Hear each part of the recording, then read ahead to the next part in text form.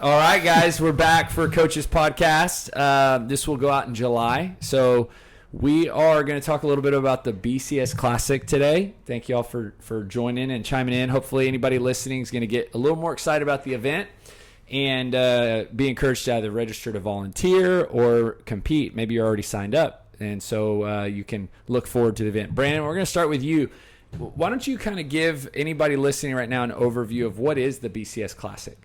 So the BCS Classic, it's the best competition that you could ever be a part of. It's an event. So I've only been doing it since 2018. Started in 2010. But it started in 2010. And really it's just like a big fitness festival of people coming in and working out, but also just like a great chance to meet some really good people. We got some big names that come in, like Rich Froning, and it's really neat to kind of have him come in and speak to us about not only his fitness journey, but his faith journey. So there's a lot of that tied in with. When was the first year you competed? 2018. Okay, and who was your partner? My partners was Swole Team 6. Yeah.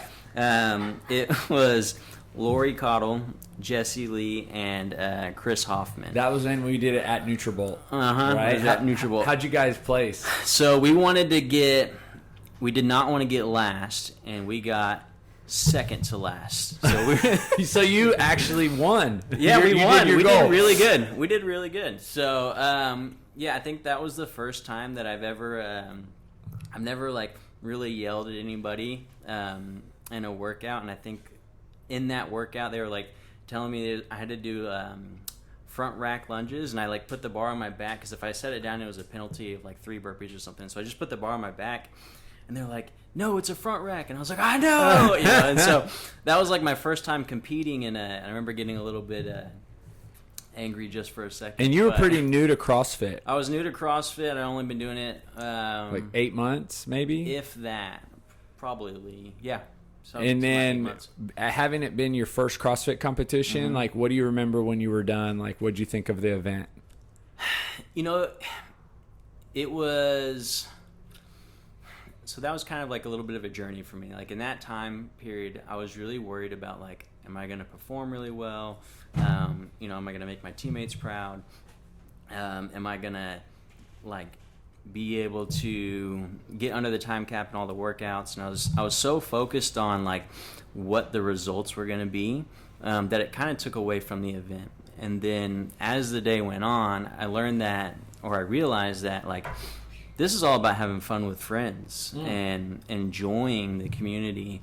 And like if we set PRs that day, or if you do like really well in a workout, like that's just an added bonus. And if you don't, then like you're still just having a good time with everybody. That's so great. I actually just heard a podcast interview with Tasia from mm-hmm. Mayhem Freedom, mm-hmm. and she said the exact same thing you said about her 2018 CrossFit Games, mm-hmm. that she actually felt like it was not a great experience because even though they got first place, yeah, all that she thought about the entire like build up and weekend was, I don't want to let my team down. Mm-hmm. I don't want to let my team down. So it was almost like a miserable weekend.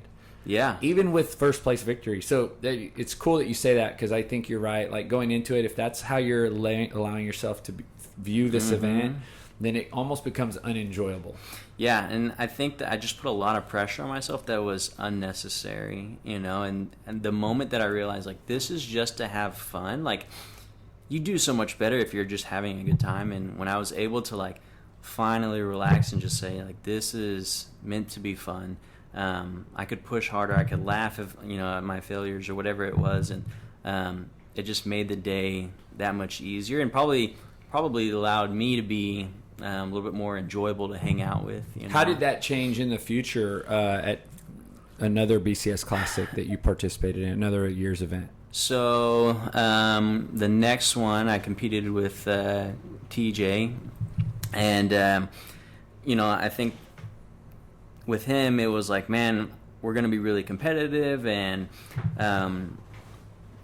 like that was like kind of like how I thought it was going to be. And I just had to remind myself, like, just have a good time.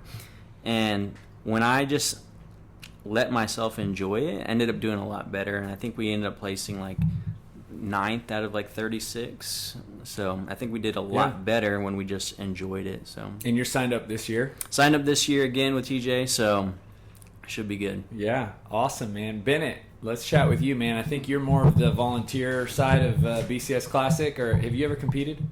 No, I have never competed in BCS, but I've volunteered every time. And actually, the 2016, I volunteered and I judged Kyle. I remember you had the red shirt, man, from that year. Yeah, I still wear that one. That one's so you volunteered 2016. We were at NutriBulk. I think that was the first year we introduced the partner division. I see. But tell me about your experience as a volunteer. I like volunteering because it allows you to be a coach. And I feel like for people who have always wondered what being a coach is like, volunteering and being in that setting, because like you're pretty much in control over if that person's reps count, or and you're cheering them on, and it's like you're somewhat correcting them at the same time, right?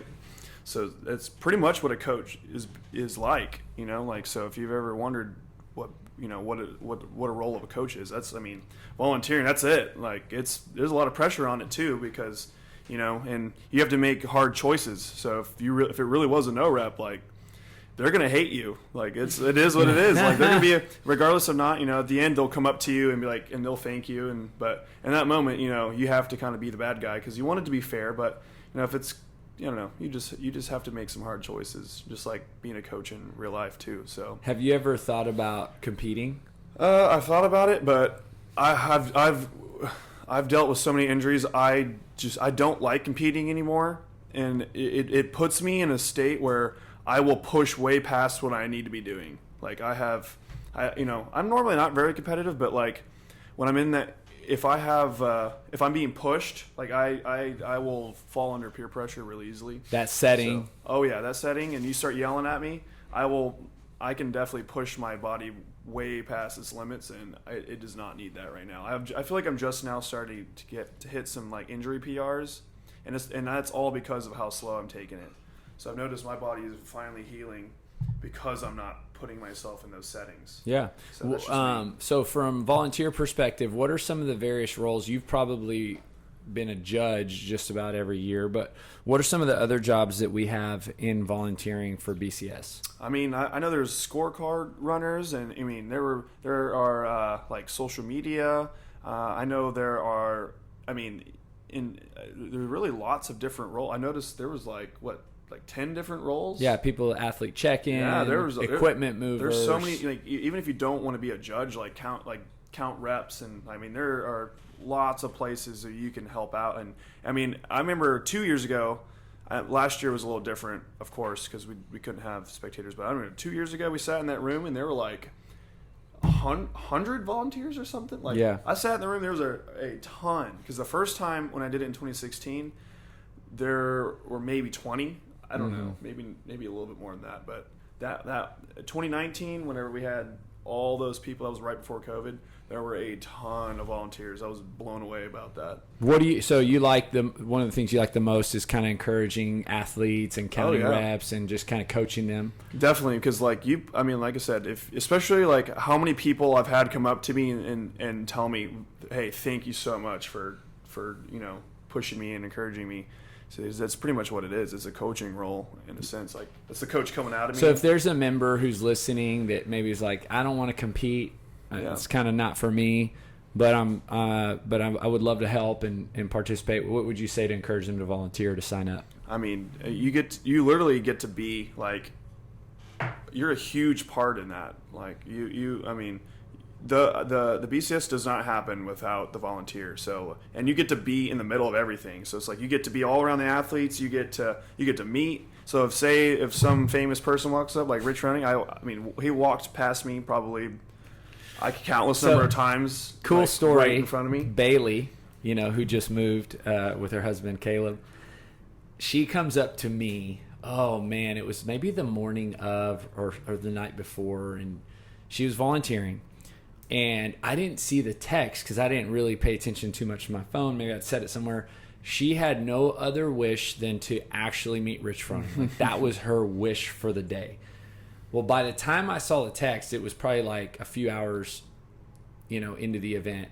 And I go, and she had sent the text at some point in the morning, and she's judging. So literally she got to judge Rich Froning on the wall ball workout. I saw it because I was talking to her the whole. I was with Caleb and her the whole time. Caleb and her were kind of tag teaming that because I think there was people on the rope and people. I did. So was that done on purpose? No. So that was done by accident? It was all just how it worked out. That's what made it so cool, because she had sent that, and then she got to not only meet him, but I literally. was just standing by Caleb, trying to avoid getting hit by the rope from Kyle. Yeah. I was the other one was like, you got it. Oh yeah, there was that other guy working out with Rich.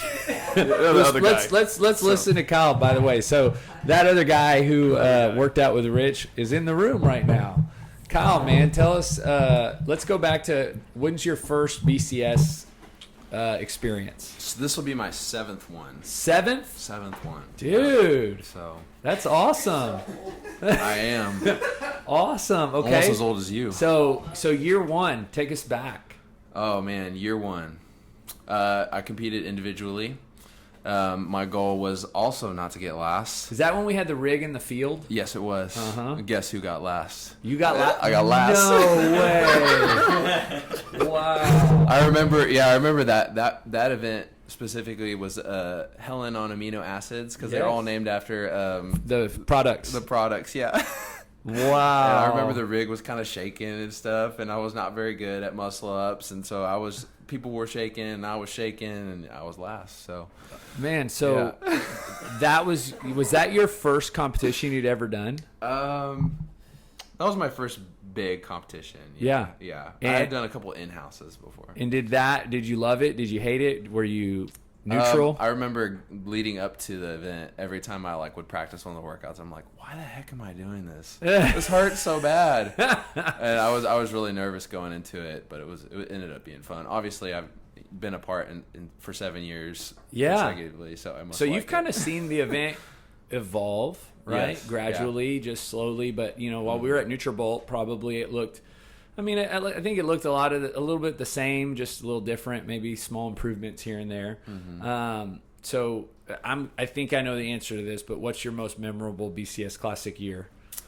last year for sure. What made it so memorable? Getting to work out with Rich Froning was pretty cool. I think my partner this year might be more fit, but Yeah, he's in the room. he is in the room. Yeah. I'm thinking we're gonna do better than last year for sure. Well, Kyle and I, we're going to talk next Thursday specifically about his experience with Rich, just to promote the fundraiser. So let's talk a little bit about that. So how did you get to partner with Rich, or what was kind of how did that happen? Yeah, so every year so I guess for the past 3 years, we've done a fundraiser to support Ronald McDonald House. And that is just it. Basically what the charity is they provide a place and food and basically just take care of families whose kids are in the hospital in one way or another. For us, and I know for Charlie too, it was kids in the NICU or kids that were just born, and so it was really special for us, having experienced the Ronald McDonald House, to give back in that way, and so basically our gym raised the most money. And I think one of the cool things about Ron McDonald that you don't, well, I never knew what it was until we actually did it, is just one, it's proximity, right, to the place that your baby's at, right? So it's the difference between some people go home and then are commuting back and forth from a hospital, and if you should have a baby, you want to be as close as possible. Number two is the cost, right? Typically you're going to spend on average probably a couple $100 a night for a hotel, at least. And the way that Ron McDonald set up, it's $25 per stay, right? Yeah. It also has completely created an atmosphere that's geared towards young families with kids, and they help you. Like the one in Houston that we stayed at had a full kitchen, so that you can go to the grocery store. And some of these people were staying there for months. I mean, we stayed for a couple weeks, right? And our kids came to visit us there. So it was really nice how somebody's thought about this, right?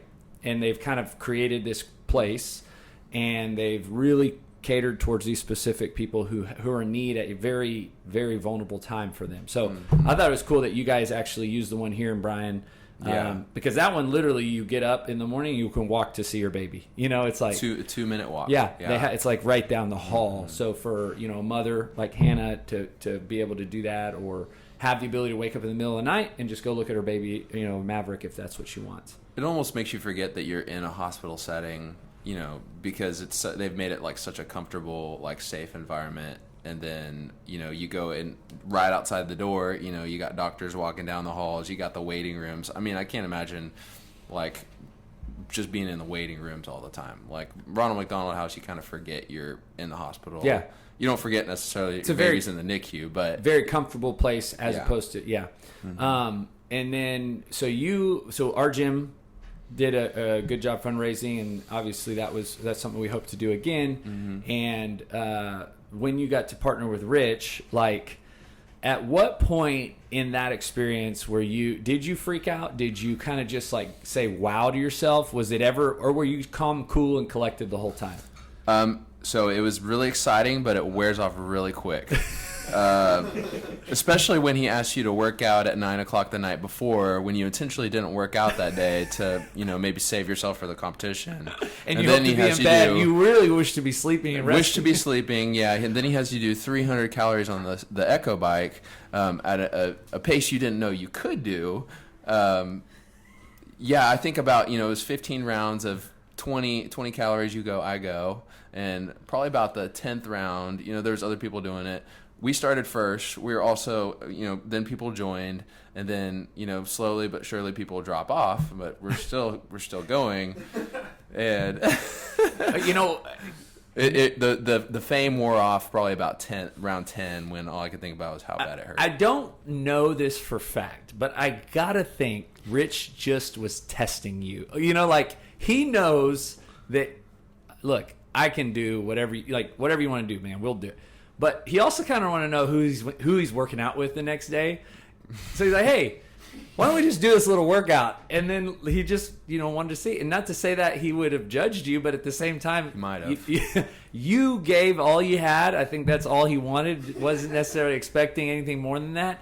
And I think it just kind of gave him a little bit of an idea who he was partnering with the next day. I think it was kind of false expectations, though, because I would say the bike is one of the few things that I feel confident in. And then the next day, the next workout, I pretty much died. And I think he asked you at one point, because I kind of disappeared after the workout. Yeah, he said, is he okay? Is he okay? Do you know where he's at? Literally, we're at this event. He texted me, is Kyle okay, man?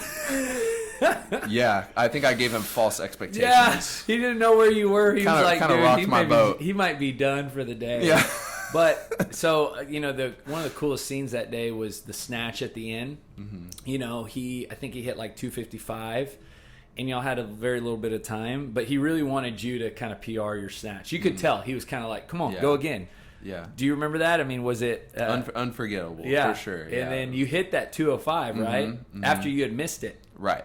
Yeah. How'd that happen? When Rich Froning tells you to pick it up, you just pick it up, man. I mean, it was like, it was really cool working out with him, because you would think, for being as good as he is, like, you might expect to feel like little, and despite me not being obviously anywhere near his level, like, he was just so encouraging, and he was like, dude, you got this, like, he made me feel like an equal, and I thought that was really cool. It's awesome. So you and Robert are partnering up this year. Yep. And how much more prepared do you feel physically this year than last year? Significantly. We've been doing Mayhem Athlete programming probably since the Classic last year. And we've been really dedicated and pushing each other really hard. And so I think last year around this time I was not in like what I would consider competition shape. Yeah. I was not planning on doing it until I guess the Sunday before.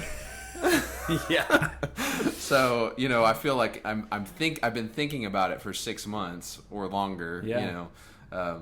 So I think I feel a lot better. So I got to think there's like a little side bet or something between you two and Brandon and TJ, or if it's not a side bet, it's kind of this unwritten challenge. We haven't talked about it. We've talked about it. Robert and I have talked about it. But yeah, there's definitely something about to go down. So who's gonna win? Who's gonna win that little challenge? I mean, I think it's pretty obvious, but we'll see. Awesome, Robert, man. Let's chat. So you're kind of like having been the BCS Classic at Cellucor for all those years. You know, it's in your backyard. You used to work there. Yeah. How long ago do you remember back, or when did you get involved with it? So I even remember when they started putting the rig out on the turf, because I remember I helped kind of volunteer and just helping out when I could to get things set up, or at least get some of the equipment set up in the gym before everyone started moving it out to the field. And then I remember in 2017, I guess you also had events in the actual gym floor too. Yep. And so I remember volunteering and helping out, getting some of the booths set up, because that's where I guess some of the vendors were being placed. Mm-hmm. So that's the part I remember as far as just helping out. And it was just 2017.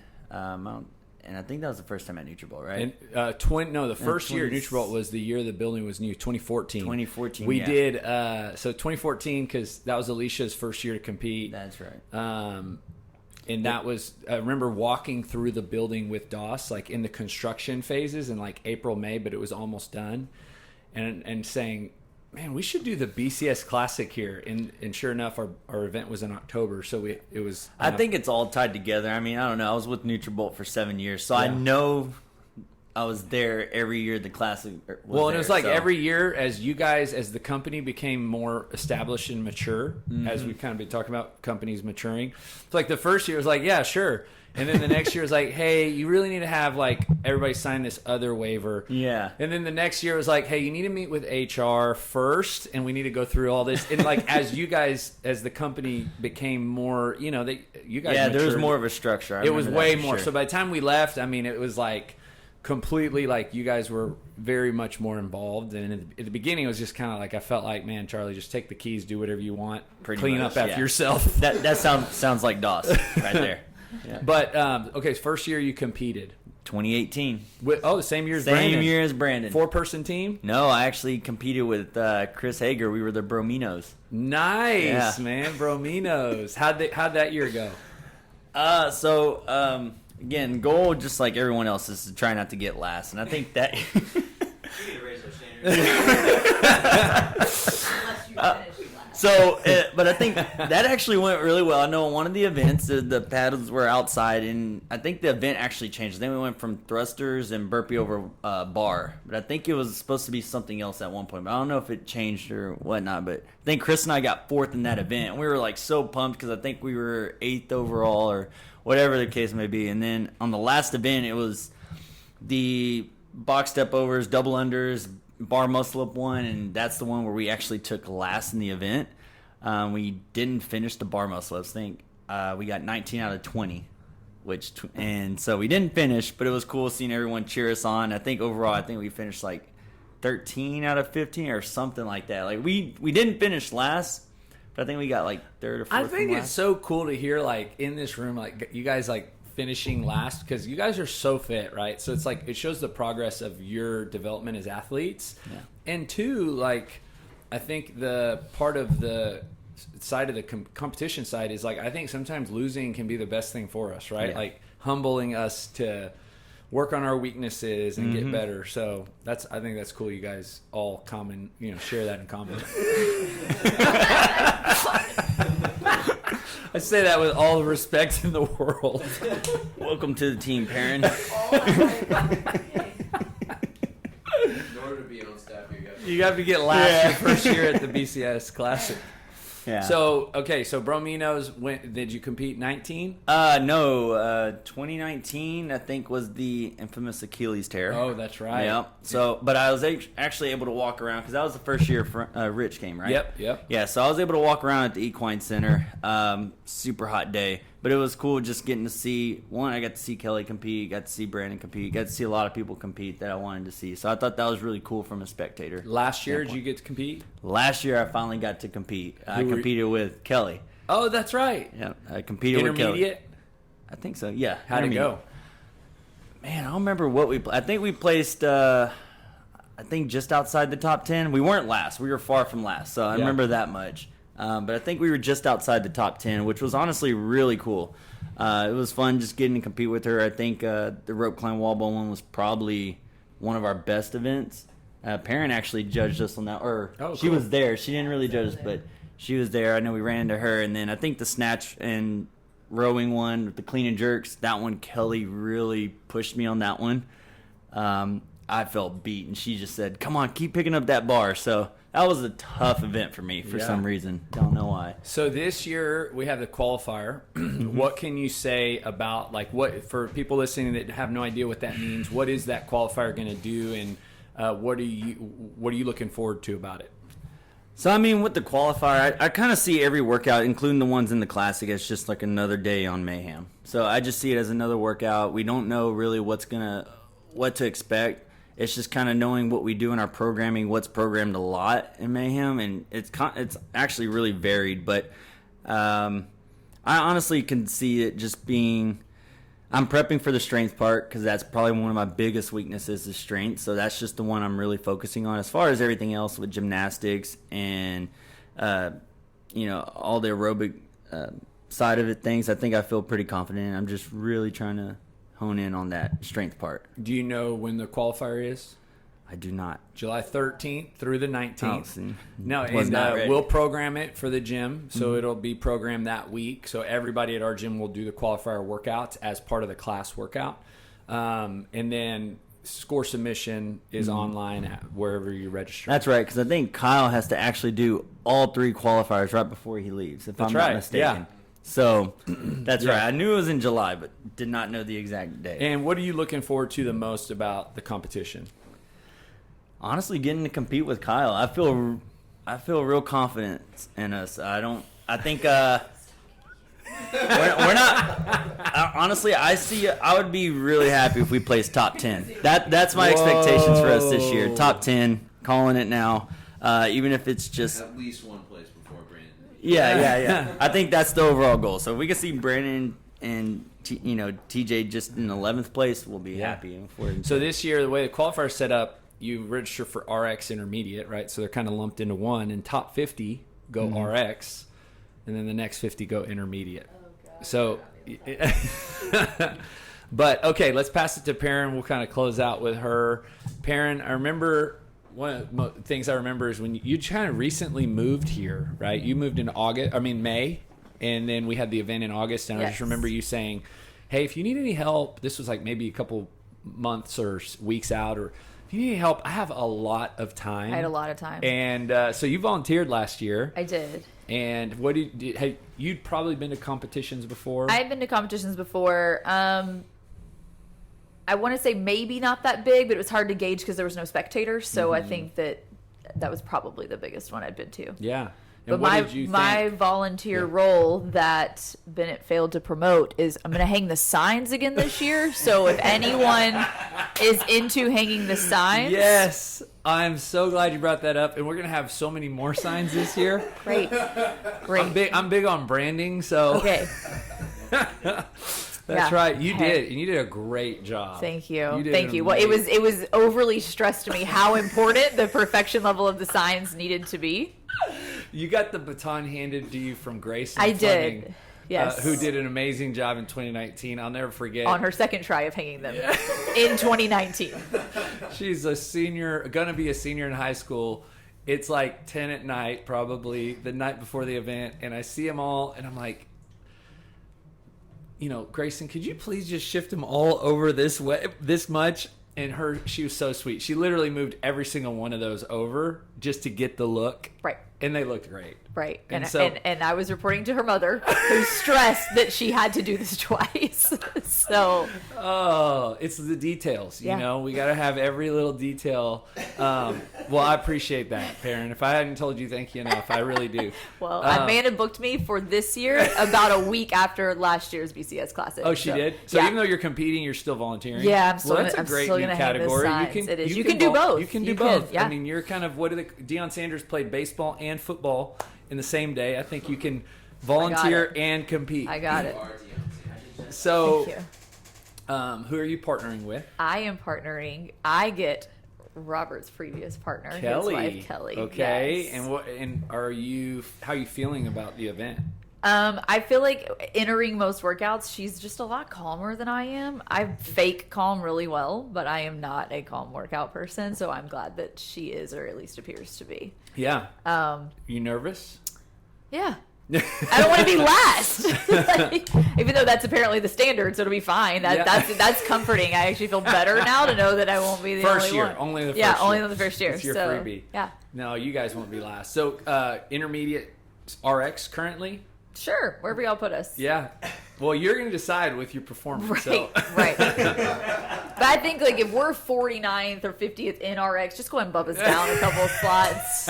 Don't even tell us. We'll never know. And then we'll feel great about ourselves. So going back to last year, volunteering, like kind of new to town. You just moved here in May.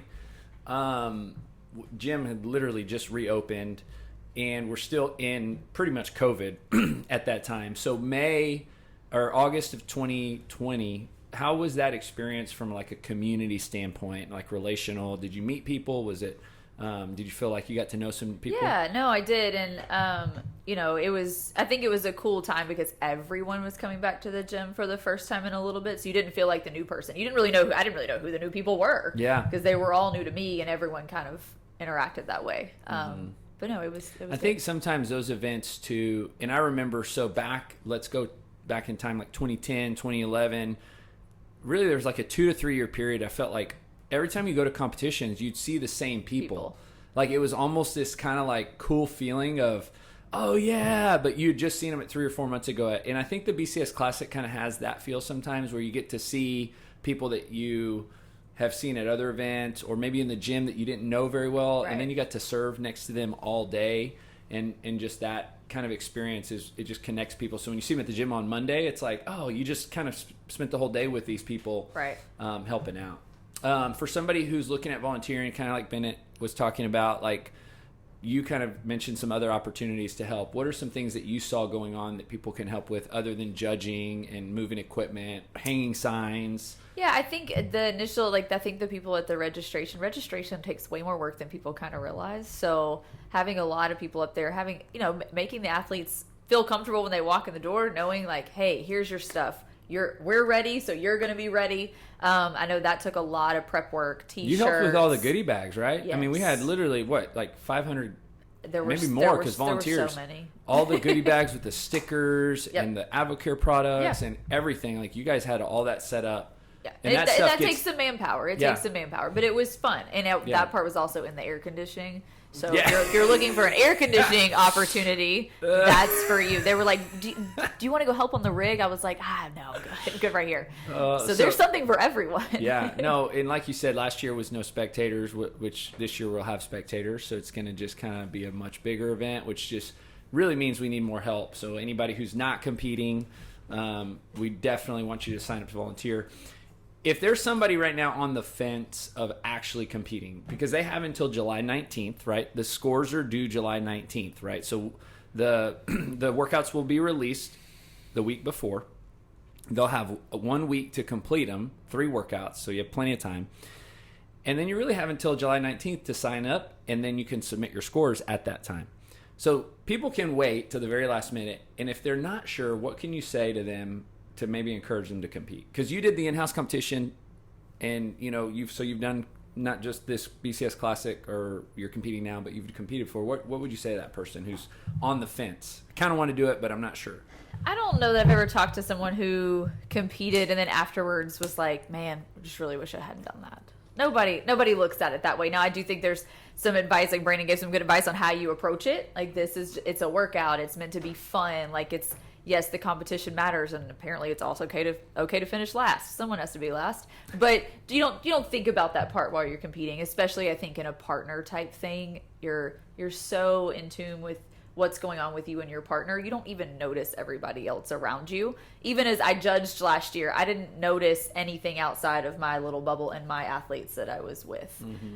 So that's what makes it really cool. It's just the community piece of it. And there's, downtime to recover between your events before you're going into the next one. And that's where you're getting to really know people and hang out. Yeah. And it's really fun. What I have heard, and we'll close with this, on multiple years and occasions of doing this, is volunteers at the end of the day saying, man, I wish I would have signed up. Next year I'm competing. Like literally it happens every year. People that were on the fence end up signing up to volunteer, absolutely. which is great. And that's exactly what I'm doing. And then they say at the end, man, next year I'm going to compete. So, all right, guys, thank y'all so much for recording this. Hopefully if you're listening, you're as excited as we are for this year's event. Have an awesome day. See ya.